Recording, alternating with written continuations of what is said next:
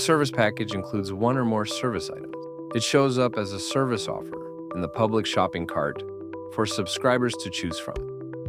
When setting up a service package, you'll configure things like install time, term length, and the associated workflow. If it's a broadband package, make sure the name clearly reflects the expected speeds. It should also list any included equipment or installation items, whether they have a cost or are provided at no charge to the subscriber. This lets the system tie hardware to the package. Once the package attributes are set, the next step is to add one or more service items to it. After selecting a service item for the package, the next step is to enter its price.